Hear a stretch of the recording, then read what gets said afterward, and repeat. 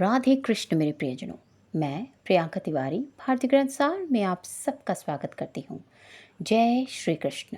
राधे राधे। भक्तों, आप सभी को राधा अष्टमी की हार्दिक शुभकामनाएं। आज भाद्रपद मास की शुक्ल पक्ष की अष्टमी तिथि है और इसी दिन श्री राधा रानी का प्राकट्य हुआ था। आज का यह दिन राधा अष्टमी का पवित्र और शुभ त्यौहार है। संसार में श्री राधा जैसी भाग्यवती कोई अन्य स्त्री नहीं है, जिनके पति स्वयं तीनों लोकों के स्वामी श्री कृष्ण हैं और जो सदैव उनके कंधे पर गलबैया डाले रहते हैं। जहाँ भी राधा जी जाती हैं, भगवान श्री कृष्ण उनके अधीन होकर साथ साथ चलते हैं। श्री कृष्ण जी के वाम भाग में प्रकट हुई श्री राधा ने कठिन तप, प्रेम और सेवा के द्वारा ही श्री कृष्ण के प्रेम की स्वामिनी बनकर उन्हें प्राणों से भी अधिक प्रिय कर लिया। आज हम आपको श्री राधा अष्टमी की वह पवित्र कथा सुनाने जा रहे हैं जो इस दिन अवश्य सुननी चाहिए। इसे श्रद्धा और प्रसन्नचित्त मन से सुनने पर सभी मनोकामनाएं पूर्ण हो जाती हैं तथा पाप और संकट दूर हो जाते हैं। कहा गया है कि इस व्रत के फलस्वरूप मनुष्य को वही पुण्य मिलता है जो 1000 कन्याओं के विवाह से मिलता है, अर्थात 1000 कन्या दान करने के बराबर फल केवल एक बार राधा अष्टमी का व्रत करने से प्राप्त हो जाता है। यहाँ तक कि यदि कोई पापी मनुष्य भी यह व्रत भक्तिभाव से करता है तो वह भी अपने करोड़ों परिजनों सहित भगवान विष्णु के लोक में स्थान प्राप्त करता है। ब्रह्म वैवर्त पुराण में कहा गया है, रा का अर्थ है पाना और धा का अर्थ है मोक्ष, अर्थात श्री राधा जी के नाम का जप करने से ही श्री कृष्ण और मोक्ष दोनों की प्राप्ति होती है। तो चलिए कथा शुरू करने से पहले श्री राधा रानी और श्री कृष्ण की भक्ति गीत द्वारा गुणगान कर लिया जाए। राधे कृष्ण की ज्योति अलौकिक तीनों लोक में छाए रही है। भक्ति विवश एक प्रेम पुजारन फिर भी दीप जलाए रही है। कृष्ण को गोकुल से राधे को, कृष्ण को गोकुल से राधे को बरसाने से बुलाए रही है। दोनों करो स्वीकार कृपा कर, जोगन आरती गाए रही है। दोनों करो स्वीकार कृपा कर, जोगन आरती गाए रही है। भोर भय की साँझ ढले तक सेवा को नित नेम हमारो। भोर भय की साँझ ढले तक सेवा को नित नेम हमारो। स्नान कराए वो, वस्त्र ओढ़ाए वो, भोग लगाए वो लागत प्यारो। कब की निहारत आपकी ओर, कब की निहारत आपकी ओर, कि आप हमारी ओर निहारो। राधे कृष्ण हमारे धाम को, जानी वृंदावन धाम पधारो। राधे कृष्ण हमारे धाम को, जानी वृंदावन धाम पधारो। राधे कृष्ण की ज्योति अलौकिक तीनों लोक में छाए रही है। भक्ति विवश एक प्रेम पुजारन फिर भी दीप जलाए रही है। कृष्ण को गोकुल से राधे को, कृष्ण को गोकुल से राधे को बरसाने से बुलाए रही है। दोनों करो स्वीकार कृपा कर, जोगन आरती गाए रही है। दोनों करो स्वीकार कृपा कर, जोगन आरती गाए रही है। भोर भय की साँझ ढले तक सेवा को नित नेम हमारो। स्नान कराए वो, वस्त्र ओढ़ाए वो, भोग लगाए वो लागत प्यारो, कब की निहारत आपकी ओर, कब की निहारत आपकी ओर, कि आप हमारी ओर निहारो। राधे कृष्ण हमारे धाम को, जाने वृंदावन धाम पधारो। राधे कृष्ण हमारे धाम को, जाने वृंदावन धाम पधारो। राधे कृष्ण की ज्योति अलौकिक, तीनों लोक में छाए रही। भक्ति विवश एक प्रेम पुजारन, फिर भी दीप जलाए रही। आशा करती हूँ कि आपको ये भक्ति गीत अच्छी लगी होगी। तो चलिए अब कथा की शुरुआत करते हैं। पूर्व काल की एक कथा के अनुसार श्री राधा ने सुरंग पर्वत पर सहस्त्र दिव्य युगों तक निराहार रहकर कठोर तप किया। इस तपस्या से वे अत्यंत दुर्बल हो गईं। जब भगवान श्री कृष्ण ने देखा कि राधा चंद्रमा की कला के समान क्षीण हो गई हैं, तो वे करुणा से द्रवित होकर उन्हें छाती से लगाकर फूट फूट कर रोने लगे। तब भगवान श्री कृष्ण ने वरदान देते हुए कहा, राधे, तुम्हारा स्थान मेरे वक्षस्थल पर ही है, तुम यहीं सदा वास करो।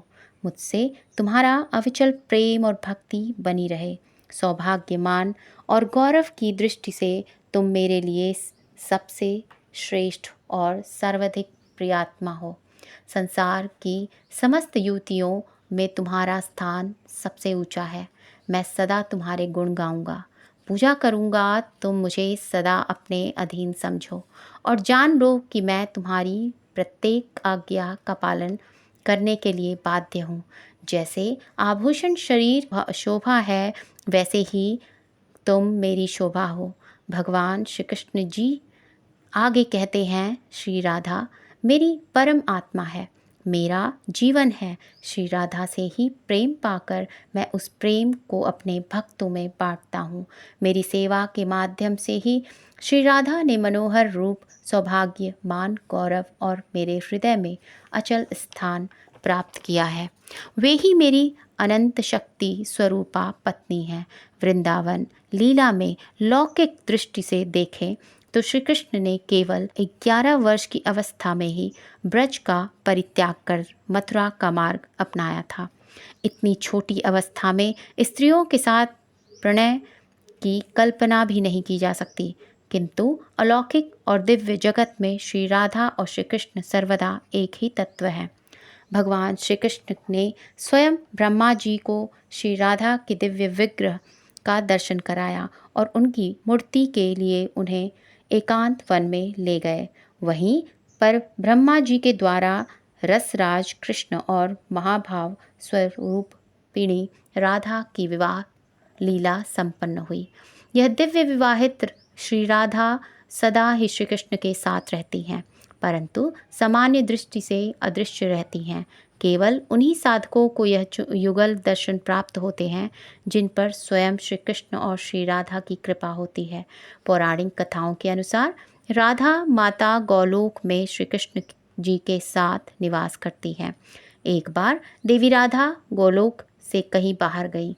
जब वे वापस आईं तो देखा कि कृष्ण भगवान गोलोक में नहीं है। उस समय भगवान श्री कृष्ण अपनी एक सखी विरजा के साथ गोलोक में विहार कर रहे थे। यह बात जब राधा जी को मालूम हुई तो वे क्रोधित हो उठी और सीधे वहां पहुंच गईं। वहां पहुंचकर उन्होंने भगवान श्री कृष्ण को बहुत भला बुरा कहा। राधा जी का यह व्यवहार भगवान श्री कृष्ण के परम मित्र श्रीदामा को अच्छा नहीं लगा और उन्होंने राधा जी को पृथ्वी पर जन्म लेने का श्राप दे दिया। राधा रानी को इतने गुस्से में देखकर कृष्ण भगवान की सखी विरजा भी वहां से चली गई। इस श्राप के बाद राधा रानी ने भी बदले में श्रीदामा को श्राप देते हुए कहा कि तुम राक्षस कुल में जन्म लोगे। राधा रानी के श्राप के कारण ही श्रीदामा का जन्म शंखचूड़ नामक दानव के रूप में हुआ। यद्यपि दानव कुल में जन्म लेने के बाद भी वह भगवान विष्णु का अनन्य भक्त बना रहा। वहीं दूसरी ओर राधा रानी ने भी पृथ्वी पर विश्वभानु जी के घर पुत्री रूप में जन्म लिया, किंतु वे विश्वभानु जी की पत्नी देवी कीर्ति के गर्भ से नहीं जन्मी थी। दरअसल जिस समय श्री दामा और राधा रानी ने एक दूसरे को श्राप दिया था, उसी समय भगवान श्री कृष्ण ने राधा रानी से कहा, हे राधे, अब तुम्हें पृथ्वी पर देवी कीर्ति और विश्वभानु जी के की पुत्री के रूप में रहना होगा। जब तुम विवाह योग्य हो जाओगी तो तुम्हारा विवाह मनुष्य रूप में अवतरित हुए रायण नामक एक वैश्य से होगा, जो मेरे अंश अवतारों में से एक होगा। धरती पर भी तुम मेरी प्रियतमा बनकर रहोगी, परंतु वहाँ हमें बिछड़ने का दुख सहना पड़ेगा। यह सुनकर भगवान श्री कृष्ण ने आगे कहा, हे राधे, अब तुम पृथ्वी पर जन्म लेने की तैयारी करो। सांसारिक दृष्टि से जब देवी कीर्ति गर्भवती हुई और प्रसव का समय आया, तो योग माया की प्रेरणा से उनके गर्भ में वायु का प्रवेश हुआ और उन्होंने वायु को जन्म दिया। जब वे प्रसव पीड़ा से गुजर रही थी, तभी उसी समय महादेवी राधा रानी एक प्यारी सी कन्या के रूप में प्रकट हो गई। जिस दिन राधा रानी प्रकट हुई, वह दिन भाद्रपद शुक्ल पक्ष की अष्टमी का था, इसलिए इस तिथि को राधा अष्टमी के रूप में मनाया जाता है। इस दिन भगवान श्री कृष्ण और राधा रानी की विशेष पूजा की जाती है। इस व्रत को करने से सभी सांसारिक सुख समृद्धि प्राप्त होती है। मान्यता है कि इस व्रत को करने से घर में धन की कमी नहीं रहती और सदा बरकत बनी रहती है। अब आइए राधा अष्टमी की उस दुर्लभ कथा को सुनते हैं, जो मनोकामनाओं को पूर्ण करने वाली मानी जाती है। एक गांव में रमा नाम की एक स्त्री रहती थी। उसके विवाह को 5-6 वर्ष हो गए थे, लेकिन उसकी गोद सूनी थी। एक बार राधा अष्टमी का उत्सव आया। गांव की स्त्रियां बरसाना जा रही थीं। उन्होंने रमा से कहा, तुम भी हमारे साथ चलो। राधा रानी बहुत दयालु हैं, तुम्हारी गोद अवश्य भरेंगी। रामा कई महीनों से घर से बाहर नहीं निकली थी, परंतु उसके पति और सास ने भी उसे जाने की अनुमति दे दी। रमा ने मन ही मन ठान लिया कि राधा रानी उसकी गोद अवश्य भरेंगी। जिस दिन उसे यात्रा पर निकलना था, उसी दिन उसके पैर में चोट लग गई और चलना मुश्किल हो गया। फिर भी वह हिम्मत करके गांव की स्त्रियों के साथ यात्रा पर चल पड़ी। पूरे रास्ते राधा कृष्ण का नाम जप और कीर्तन करती रही और अनंतः बरसाना पहुंच गई। वहां स्नान करके उसने राधा रानी के मंदिर में जाने की तैयारी की। राधा जी के महल में जब जाना होता है तो बहुत ऊंची ऊंची सीढ़ियाँ चढ़नी पड़ती है। रमा जैसे ही सीढ़ियाँ चढ़ने लगी तो स्त्रियों से बोली, तुम लोग आगे आगे चलो, मैं धीरे धीरे आ रही हूँ क्योंकि मेरे पैर में चोट लगी है और चला भी नहीं जा रहा। 2-4 सीढ़ियाँ चढ़ने के बाद उसका पैर मुड़ गया और वह नीचे गिरने लगी। तभी 7-8 साल की एक सुंदर कन्या ने उसका हाथ पकड़ लिया। रमा बोली, बेटी, आज अगर तुम न होती तो मैं तो गिर ही जाती। वह कन्या मुस्कुराकर बोली, माता, मैं आपको ऐसे कैसे गिरने देती। तब रमा ने पूछा, बेटी, तुम्हारा क्या नाम है? कन्या बोली, लाडो नाम है मेरा और यही पास में रहती हूँ। वे दोनों सीढ़ियों पर बैठ गईं। लाडो कहने लगी, माता, मेरे लिए क्या लाई हो? उसकी मासूम बातें सुनकर रमा के चेहरे पर मुस्कान आ गई। उसने कहा, बेटी, मैं कल तुम्हारे लिए अवश्य कुछ न कुछ लेकर आऊँगी। बताओ तुम्हें क्या पसंद है? लाडो बोली, मुझे नथनी, गले का हार, कानों में कुंडल, चूड़ियाँ, मेहंदी और घाघरा चोली बहुत पसंद है। इनमें से कुछ भी ले आना। इतना कहकर वह बालिका भाग गई। जैसे तैसे रमा भी मंदिर में दर्शन करके लौटी। उस दिन से रमा का मन उसी बालिका में लग गया। अगले दिन उसने बाजार से गले का हार और चूड़ियाँ खरीदी और उसी जगह जाकर लाडो का इंतज़ार करने लगी। थोड़ी देर में वही कन्या आ गई। रमा ने जैसे ही चूड़ियाँ और हार उसे दिए तो लाडो ने होठ फुलाते हुए कहा, बस इतनी सी ही चीज़ें लाई और कुछ नहीं। रमा ने प्यार से समझाया, बेटी, मैं 8 दिन यहीं रहूँगी और रोज़ तुम्हारे लिए कुछ न कुछ लाऊंगी। यह सुनते ही लाडो उसकी गोद में बैठ गई और गले से लग गई। उस क्षण रमा की आंखें भर गईं, मानो उसे अपनी संतान मिल गई हो। वह बड़े स्नेह से उसके सिर पर हाथ फेरती है। फिर जैसे ही दिन बीते, रमा ने मंदिर से आकर लाड़ो के लिए घाघरा चोली बनवाए। वह रोज़ कुछ न कुछ भेंट करती। एक दिन रमा ने कहा, बेटी अब तो यह सारी चीज़ें पहन कर दिखाओ। लाडो मुस्कुराकर बोली, कल राधा अष्टमी है, उस दिन पहनूंगी। इस बार लाडो के साथ एक छोटा लड़का भी आया। उसे देखकर रमा बोली, आज न जाने क्यों मेरे मन में आया है कि एक धोती और मोर मुकुट ले आऊं। क्या मैं इसको दे दूं? लाडो बोली, यह कनवा है, मेरे साथ ही रहता है। हाँ, तुम इसे दे दो। इतना कहकर दोनों सारा सामान लेकर चले गए। अगले दिन राधा अष्टमी थी। जब रमा सीढ़ियों पर पहुंची तो वहां न लाडो मिली और ना ही कनवा। वह बहुत देर तक इंतजार करती रही। अंततः जब मंदिर पहुंची तो वहां भारी भीड़, भजन कीर्तन और नृत्य हो रहा था। किसी तरह भीड़ को चीरते हुए वह आगे पहुंची और राधा जी तथा ठाकुर जी के दर्शन किए। लेकिन जैसे ही उसकी दृष्टि उन पर पड़ी तो वह पत्थर सी रह गई, क्योंकि राधा जी ने वही घाघरा चोली और गहने पहने थे जो उसने लाडो को दिए थे, और ठाकुर जी ने वही धोती और मोर मुकुट धारण किए थे जो उसने कनवा को दिए थे। उसकी आंखों से अश्रुधारा बहने लगी और सब कुछ स्पष्ट हो गया कि लाडो वास्तव में राधा जी थी और कनवा स्वयं श्री कृष्ण जी थे, जो उसे मातृत्व सुख देने के लिए रोज मिलते थे। अब रमा पागल सी होकर दिन रात लाडो लाडो पुकारती रहती। गांव की स्त्रियों ने उसे बहुत समझाया। पति और सास भी उसे घर ले जाने आए, लेकिन वह बोली, मैं नहीं जाऊंगी, यहीं रहूंगी। वह प्रतिदिन सीढ़ियों पर बैठकर आंसुओं से सीढ़ियां धोती और पलके बिछाकर उन्हें बुहारती। ऐसा कह करते करते 30 वर्ष बीत गए। एक दिन अचानक वही लाडो उसके सामने प्रकट हुई।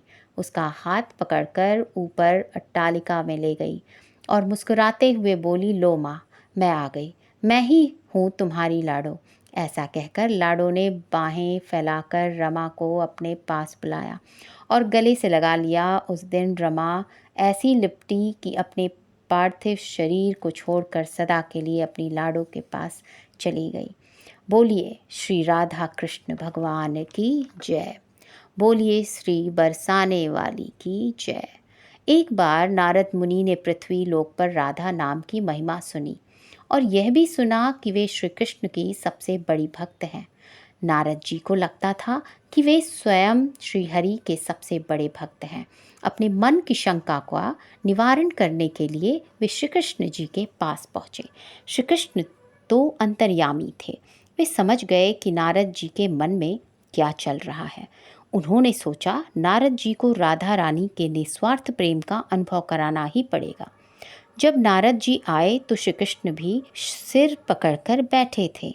नारद जी ने चिंतित होकर पूछा, प्रभु आपको क्या हुआ? श्री कृष्ण ने कहा, नारद जी, मेरे सिर में बहुत भयंकर दर्द है।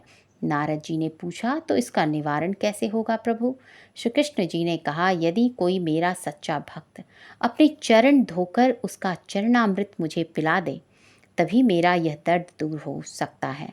नारद जी सोच में पड़ गए। मैं तो सच्चा भक्त हूँ, पर अपने चरणामृत पिलाने से मुझे नरक तुल्य पाप लगेगा। ऐसा पाप मैं कैसे करूं? उन्होंने यह बात रुक्मणी जी से और अन्य रानियों से भी कही, पर किसी ने भी इस पाप को अपने सिर पर लेने का साहस नहीं किया।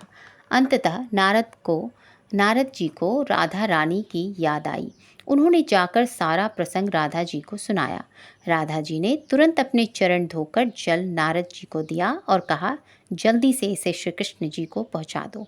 मैं जानती हूँ कि इसके लिए मुझे नरक तुल्य पाप मिलेगा, पर अपने प्रियतम श्री कृष्ण के दुख के निवारण के लिए मैं कोई भी पाप सहने को तैयार हूँ।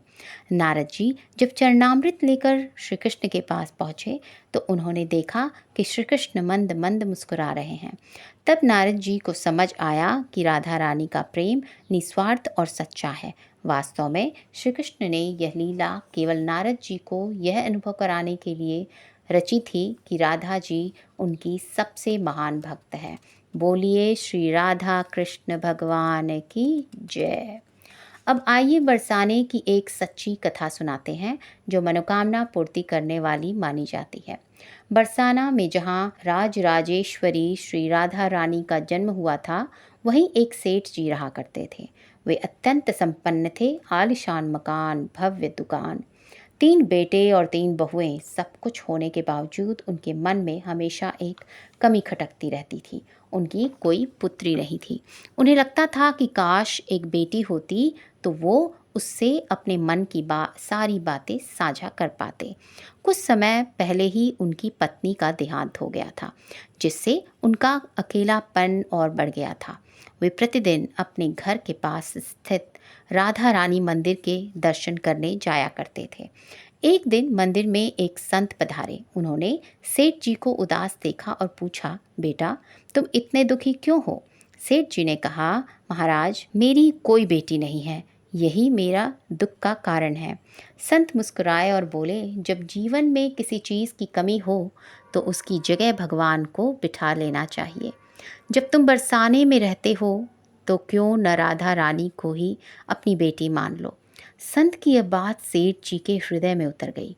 उसी दिन उन्होंने राधा रानी का एक बड़ा चित्र मंगवाया और उसे अपने कमरे में स्थापित कर दिया। अब उनका जीवन बदल गया। वे उठते बैठते सोते जागते राधा रानी को अपनी पुत्री मानकर उनसे बातें करते। दुकान पर जाने से पहले वे उन्हें भोग लगाते, प्रसाद पाकर ही निकले और लौटकर फिर उन्हें प्रणाम करते। धीरे धीरे उनकी भक्ति ऐसी बढ़ी कि वे हर समय राधे राधे का संकीर्तन करते और प्रसन्नचित्त रहते।